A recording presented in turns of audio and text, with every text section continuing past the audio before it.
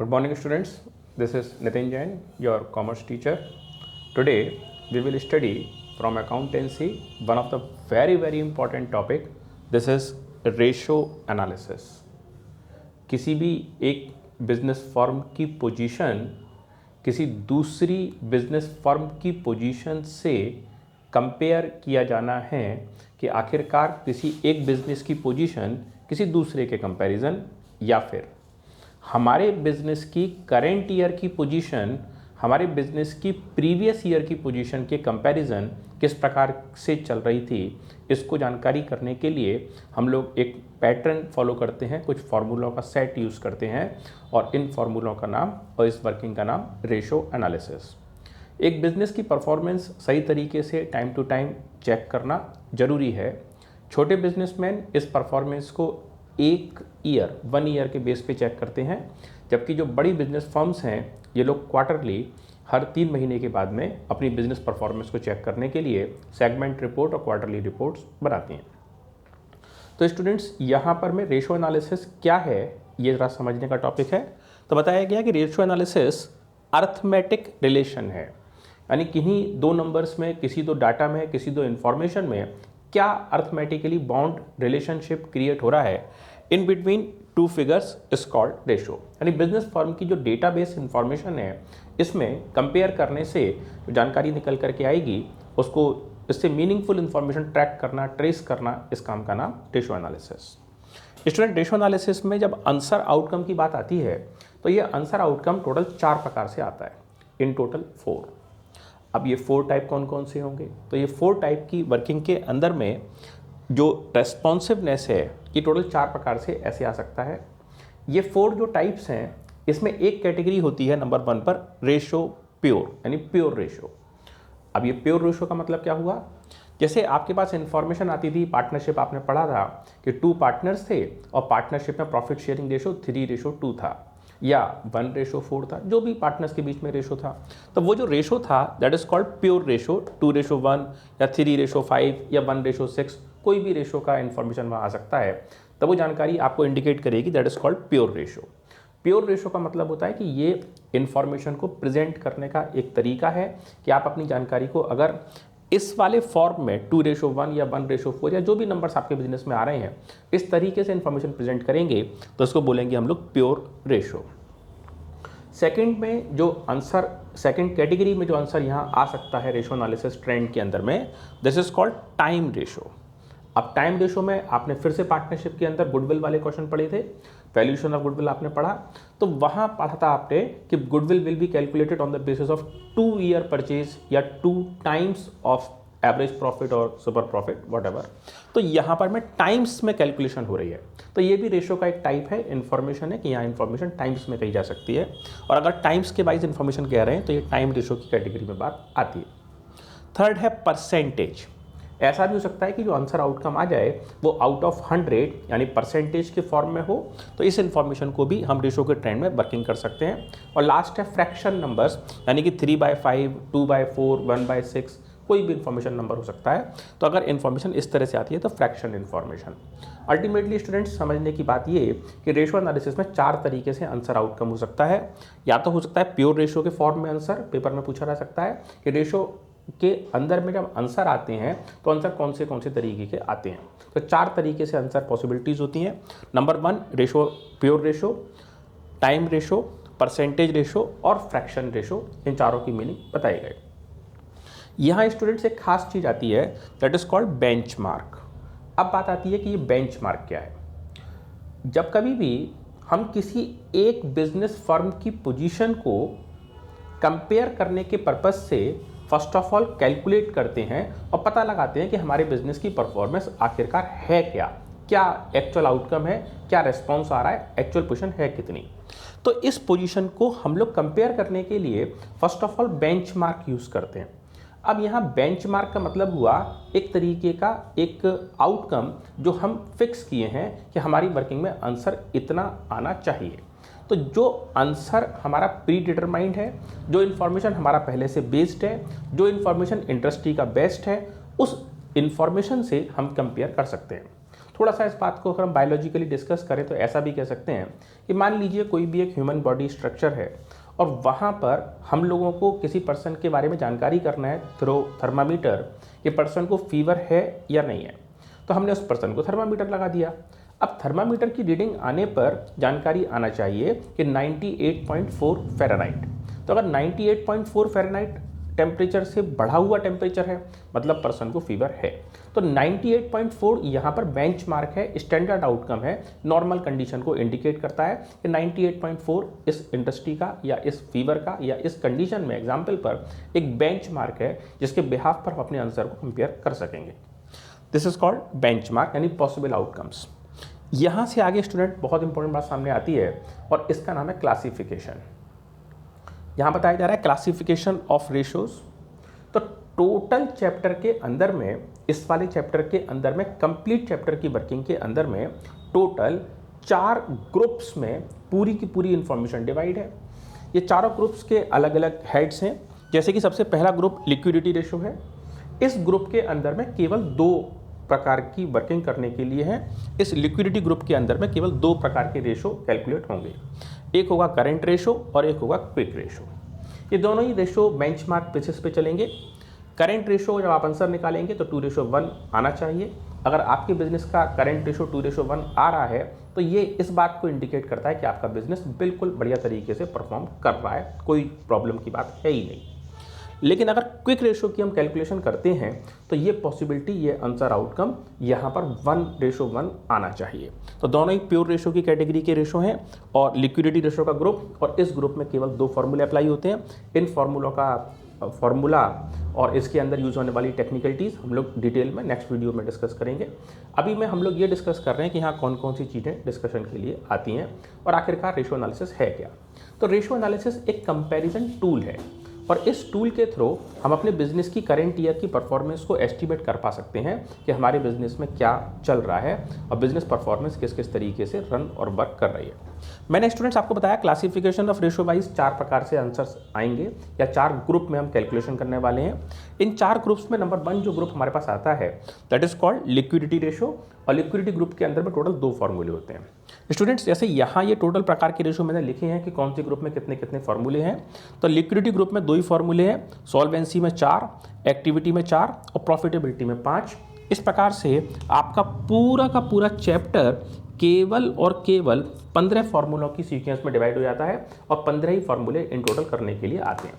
आप लोगों का जो सिलेबस है CBSE 12th या ICSE 12th, यहाँ केवल 15 प्रकार के फार्मूले ही पढ़ने हैं। लेकिन इन 15 फार्मूलों को पढ़ने के लिए इंटरनली कई सारे फार्मूले छोटे छोटे और भी हैं। उस केस को कवर अप करने के लिए आपको प्रीवियस वीडियोस में से कंपनी बैलेंस शीट जो वर्टिकल फॉर्मेट समझाए गए हैं उसको आपको अच्छे से समझना, याद करना पड़ेगा, क्योंकि उसी में से बाकी सारे फॉर्मूले जनरेट होंगे।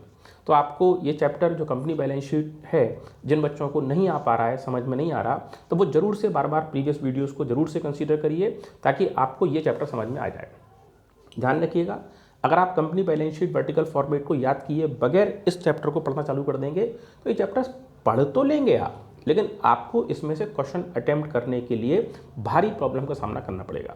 जबकि अगर आपने vertical balance sheet, liability block और असेट्स ब्लॉक अच्छे से समझे हैं, याद किया हुआ है, लिख करके देखा है और उन टर्म्स का एक्सप्लेनेशन, डिटेल मीनिंग आपको मालूम है, तो आपको वर्किंग करने में कहीं भी कोई भी कैसी भी दिक्कत नहीं आएगी और ये रेशो एनालिसिस बहुत आसानी से सॉल्व भी हो जाएगा।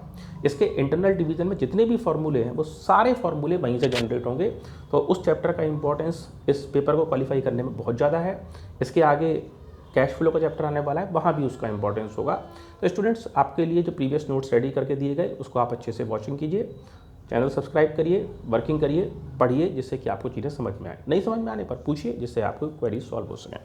This time students liquidity group का जो हमारा ग्रुप है इसमें केवल 2 फॉर्मूले हैं और लिक्विडिटी ग्रुप में एक फॉर्मूला है करंट रेशो और दूसरी बात है क्विक रेशो। इन दोनों से आंसर आउटकम आता है। सॉल्वेंसी रेशो, आपका बिजनेस शॉर्ट टर्म में और लॉन्ग टर्म में आपके बिजनेस की परफॉर्मेंस क्या है। अगर हम लोग लिक्विडिटी रेशो की बात करते हैं तो ये शॉर्ट टर्म का सॉल्वेंसी भी कहलाता है, जबकि सॉल्वेंसी रेशो अपने आप में लॉन्ग टर्म की सॉल्वेंसी की पोजीशन को इंडिकेट करता है। सॉल्वेंसी आपके बिजनेस में असेट्स और लायबिलिटी का रेशो क्या है, क्या जितनी असेट्स हैं उसमें से आपका बिजनेस एक्सटर्नल लाइबिलिटीज़ को पे करने की स्थिति में है? क्या आपका बिजनेस बाहर के जिन लोगों से लोन लेके रखा है उनका पैसा वापस कर सकने की पोजीशन में है या नहीं है? इस जानकारी का नाम सॉल्वेंसी रेशो। तो सॉल्वेंसी ग्रुप के अंदर में 4 फॉर्मूले आते हैं।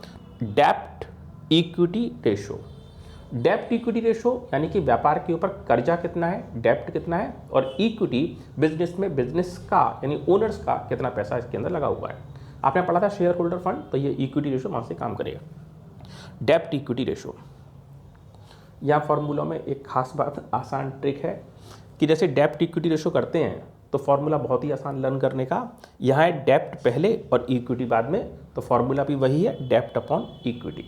जो भी चीज़ पहले आ रही है वो पहले आ जाएगी फॉर्मूले में, बाद वाली चीज़ बाद में आसानी से काम बन जाएगा। मीनिंग ऑफ डेब्ट और मीनिंग ऑफ इक्विटी आपको कंपनी बैलेंस शीट बता देगी। नेक्स्ट है इसके अंदर में टोटल असेट्स टू डेब्ट रेशो, ये इस कैटेगरी का सॉल्वेंसी ग्रुप का दूसरा फॉर्मूला है। तो टोटल असेट्स टू डेब्ट रेशो का फॉर्मूला फिर से आसान, टोटल असेट्स अपॉन डेब्ट। जानकारी फिर से मिल जाएगी, क्या पोजीशन बन रही है, फर्म में टोटल असेट्स कितनी है और फर्म के पास में डेब्ट फर्म के ऊपर में कितनी है। नेक्स्ट है प्रॉपराइटरी रेशो, बिजनेस के अंदर बिजनेस के मालिक लोगों का कितना पैसा है और टोटल असेट्स कितनी है, ये प्रॉपराइटरी रेशो को इंडिकेट करेगी। और नेक्स्ट है इंटरेस्ट कवरेज रेशो, बिजनेस अपने प्रॉफिट में से करेंट ईयर में बिजनेस के ऊपर लगने वाले इंटरेस्ट को पे ऑफ करने की पोजीशन में है या नहीं है। अगर वो इंटरेस्ट भी पे नहीं कर पा रहा तो स्थिति बहुत ज़्यादा क्रिटिकल है और फिर हमें इसके लिए सेंसिटिव स्टेप्स लेने पड़ेंगे। तो ये एक तरीके का अलार्मिंग सिस्टम है, एक तरीके का वार्निंग सिस्टम है, जिससे कि थ्रू आप बिजनेस की परफॉर्मेंस को चेक कर सकते हैं। वैसे ही जैसे कभी कभी घर में थर्मामीटर लगा करके खुद का थर्मामीटर चेक कर लेते हैं, या ब्लड प्रेशर मशीन लगा करके चेक कर लेते हैं कि ब्लड प्रेशर कितना है और सब कुछ नॉर्मल चल रहा है कि नहीं चल रहा। ऐसे ही ये रेशो एनालिसिस है, ये बिजनेस की परफॉर्मेंस को चेक करने के लिए अकाउंटेंट्स के पास टूल्स हैं, उनकी ट्रिक्स हैं, टेक्निक्स हैं, जिससे वो ये पता कर सकते हैं कि बिजनेस परफॉर्मेंस कैसी चल रही है। तो स्टूडेंट्स यहाँ पर लिक्विडिटी रेशो, इसमें केवल 2 फॉर्मूले, सॉल्वेंसी रेशो इसमें 4, डेब्ट equity ratio, total assets to डेब्ट ratio, प्रॉपराइटी ratio and interest coverage ratio. It's easy. Onwards activity ratio, activity ratio का एक और नाम टर्नओवर रेशो के नाम से भी फेमस तौर पे ही बोले जाते हैं। तो इनको एक्टिविटी रेशो कहा जाए या टर्नओवर रेशो कहा जाए, बात एक ही है। इसका मतलब है एक साल के अंदर में 1 ईयर के टाइम स्पेन में कोई एक टर्म कितनी बार रिपीट हो रही है, कितना रिपीटेशन आपके पास आ रहा है। बिजनेस साइकिलिंग वे में, रोटेशनल वे में चलने वाला एक सिस्टम होता है। आपके बिजनेस का टर्नओवर जितना फास्ट होगा उतनी एक्टिविटी आपके लिए बढ़िया होगी। तो इसमें से एक्टिविटी रेशो है, 4 फॉर्मूले इस ग्रुप के अंदर में भी हैं, लेकिन कुछ फॉर्मूलों का, कुछ रेशो का टर्नओवर हाई होना बिजनेस के लिए फेवर की बात, और कुछ रेशो टर्नओवर का कम होना बिजनेस के लिए फेवर की बात। तो यहाँ डिपेंड करता है कि टर्नओवर को हम किस तरीके से एस्टिमेट करके रखेंगे ताकि बिजनेस को अपनी परफॉर्मेंस का पता लग सके।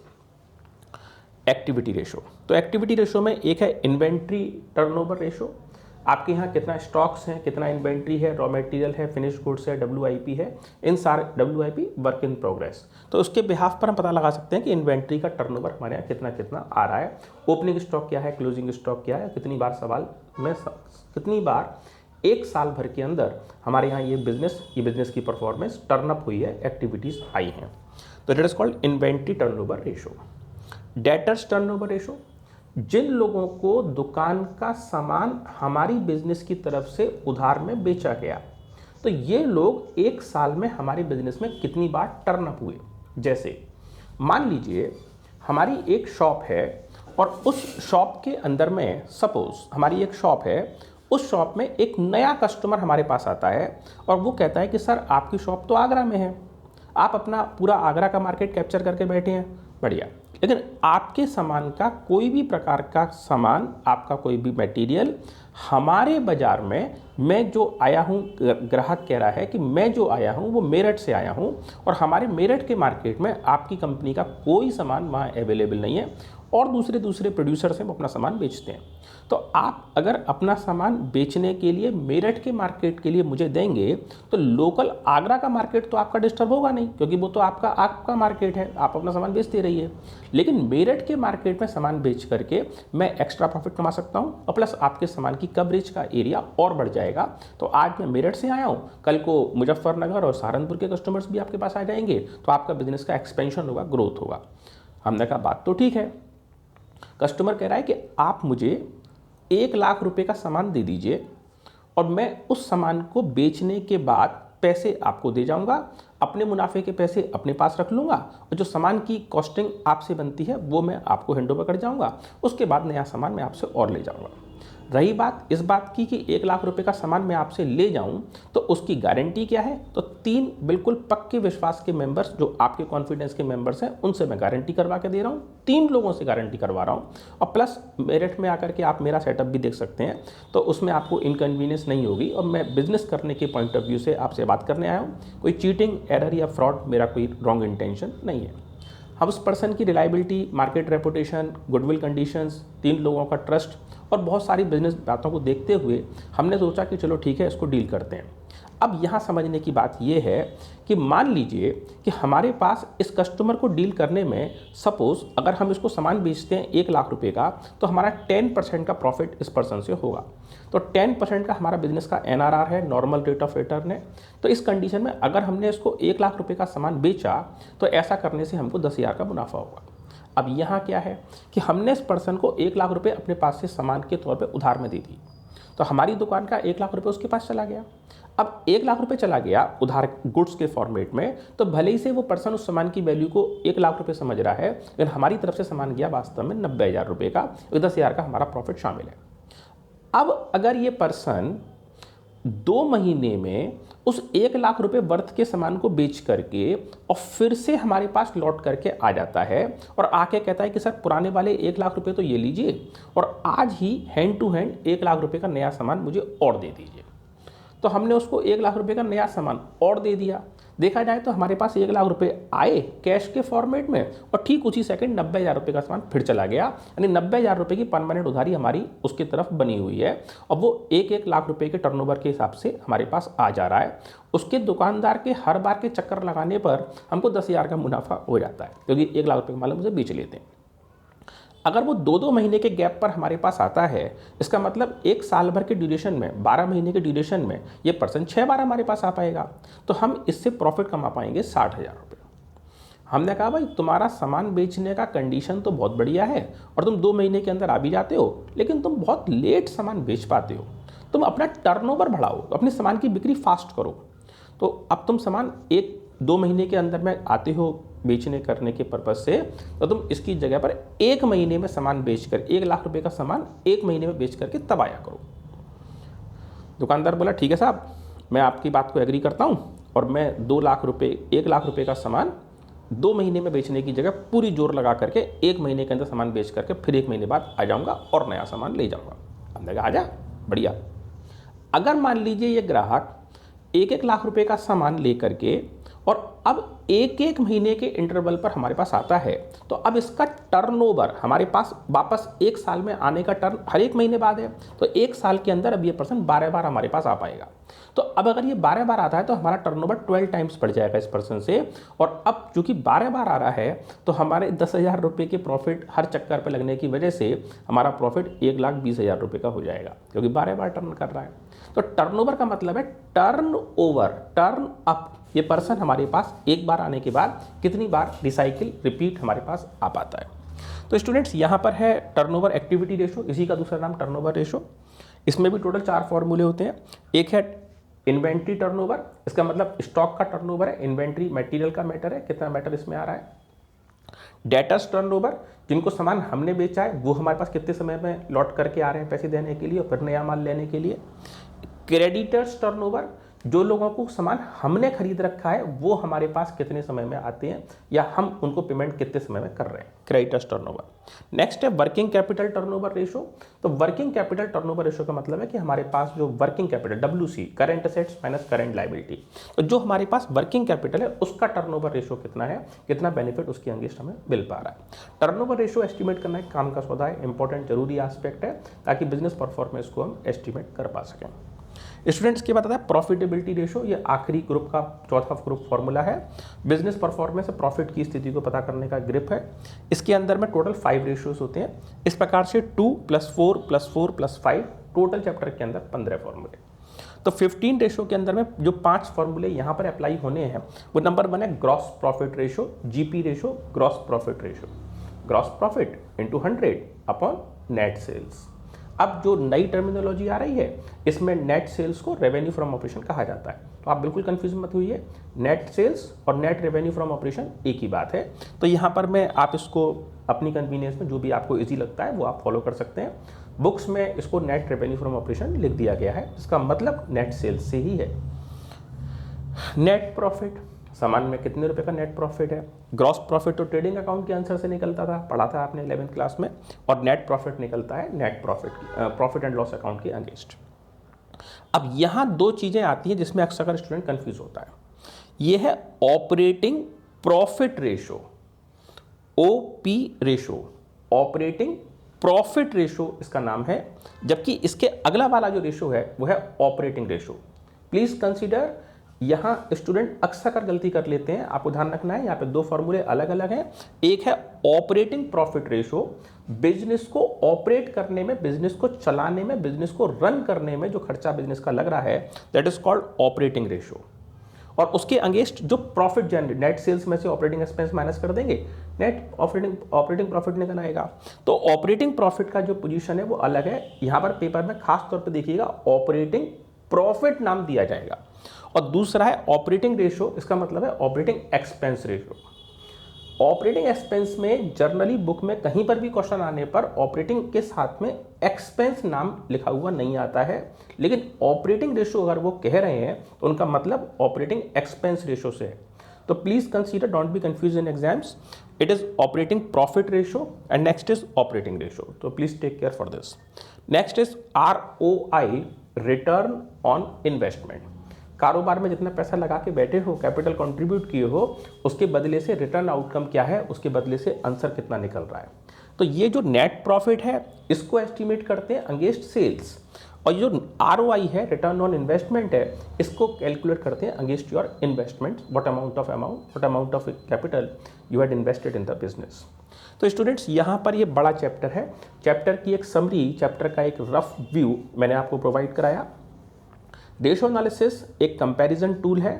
अगर मैं आपसे ये कहता हूँ कि सपोज एक घर में 10 रोटी बनाने में मान लीजिए 200 ग्राम आटा कंज्यूम होता है, तो अगर कोई घर का मेंबर 10 रोटी बनाता है तो 200 ग्राम आटा लग जाएगा। अब अगर आपके बिजनेस के अकाउंटेंट ने आपको जानकारी दी है, आप एक होटल चला रहे हैं, सपोज आप एक होटल चला रहे हैं और आपको पहले से आइडिया है कि 10 रोटी बन जाती हैं अगर 200 ग्राम आटा लगता है।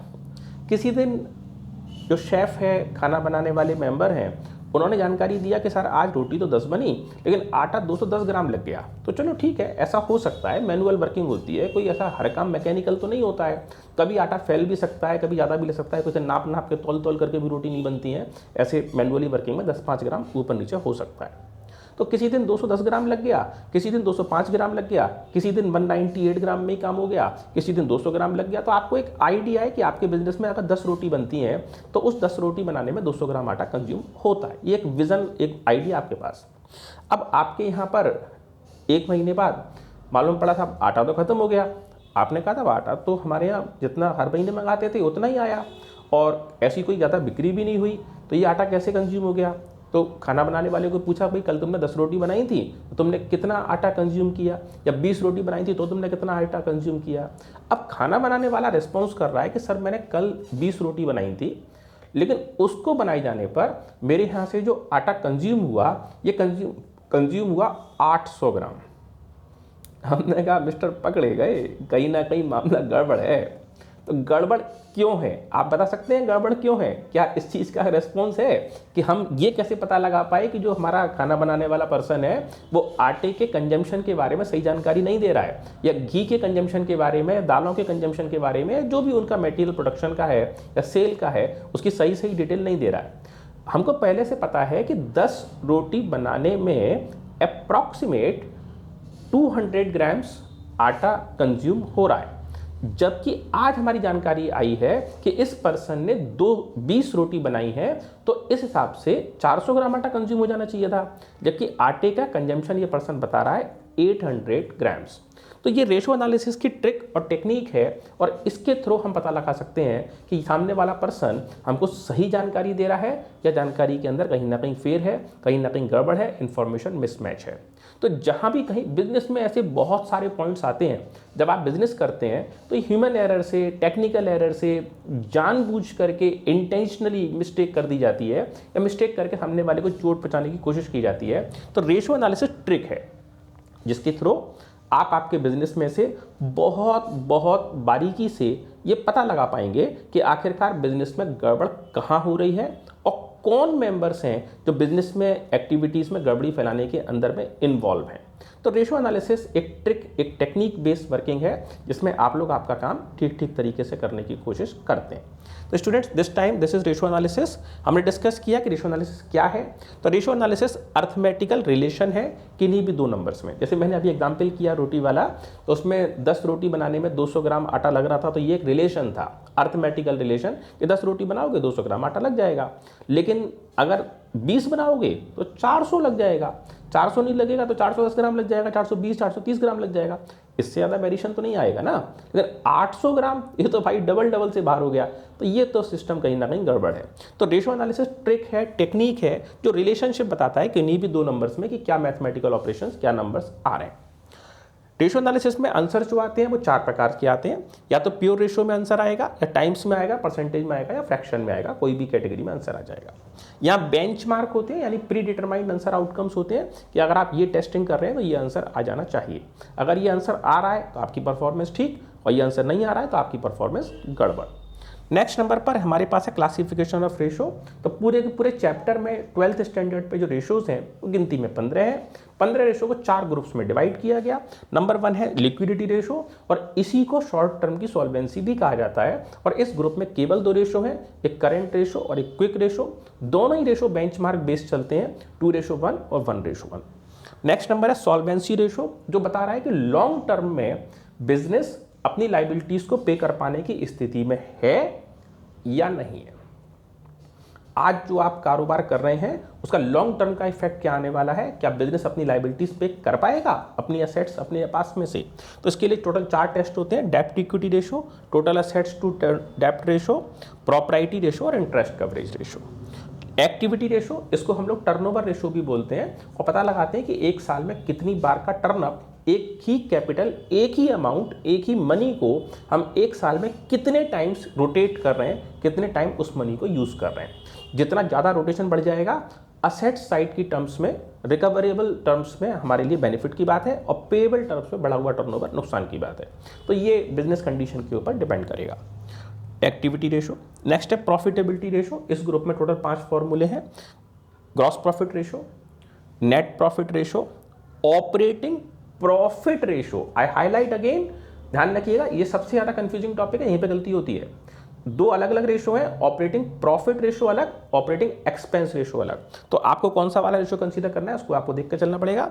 And last is ROI, return on investment, total investment के अगेंस्ट आपके बिजनेस को हो जाने वाली इनकम, आपको हो जाने वाली कमाई। Students, please subscribe this channel and continuously watch this, and I strongly recommend you all that first you should confirm the chapter company balance sheet. Already video links are uploaded therein, and you have 2 terms in vertical balance sheet, liabilities block and assets block. Please be confident on that chapters.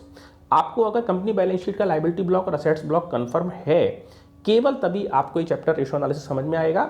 मैंने यहाँ 15 फॉर्मूलों की बात करी है, इसके अंदर 15 के अलावा 30 फॉर्मूले और हो सकते हैं जो आपको अलग अलग टर्म्स के अकॉर्डिंग चीज़ों को कैलकुलेट करने के लिए काम आएंगी, कैलकुलेट करने के लिए काम आएंगी।